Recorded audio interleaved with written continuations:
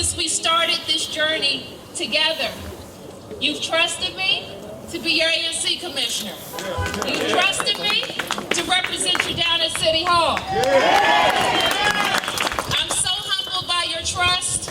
I'm so awed by your enthusiasm and so humbled by your love for the District of Columbia, which is why I asked you to be here today.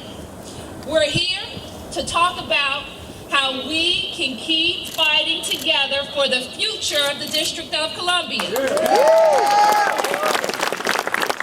everybody, for many months, people from all over the district have been talking to me in grocery stores and living rooms and churches, on trains, wherever they see me, about what's next for our city.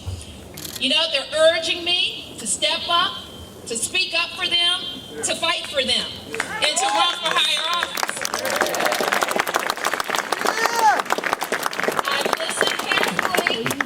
I've listened carefully to your hopes, your dreams, your aspirations for the Washington that we love.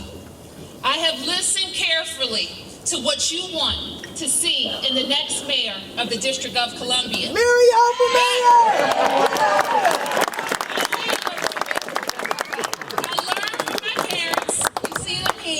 I learned from my brothers and sisters right here on this block, in this house, in North Michigan Park, that our city is second to none, rich with opportunity for everyone if you work hard, hopeful. Are you hopeful for our future? And united in our belief that our Washington will be its best only when all of us, no matter your zip code, no matter your education, no matter your pedigree, can have a safe neighborhood like I had, can have good paying jobs, can have excellent schools, can have affordable housing, and can have quality health care. You know what I learned when I walk around the District of Columbia? What's that? That people want the same things, no matter where they're from Cleveland Park or from Lincoln Heights. They want the same things, whether from today's LaDroit Park or the LaDroit Park of my father's childhood. They want the same things. They want a seat at the table and they want a fair chance. And that's exactly what we've been fighting for down at the City Hall. That's exactly what I've been fighting for.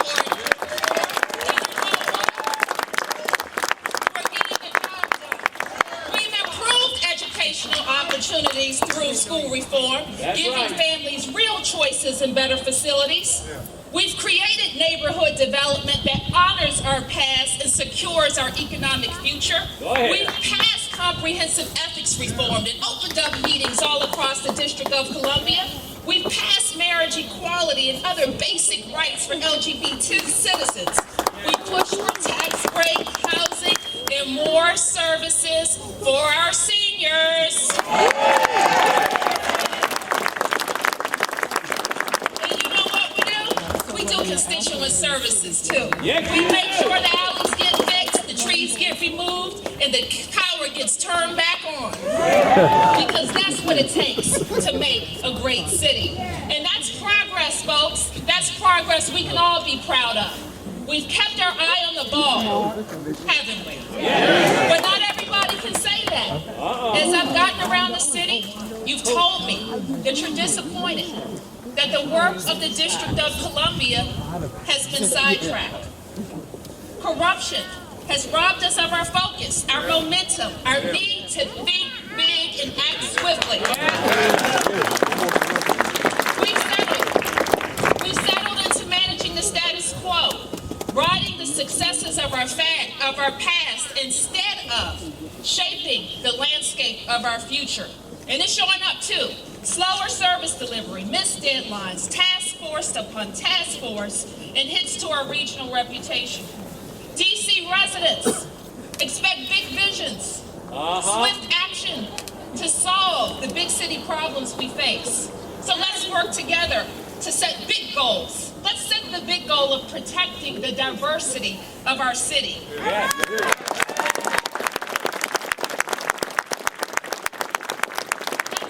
the ever-widening income gap. Manage our tremendous tremendous growth. We want every senior, every child, every family, and every small business to dream big and stay and succeed in Washington.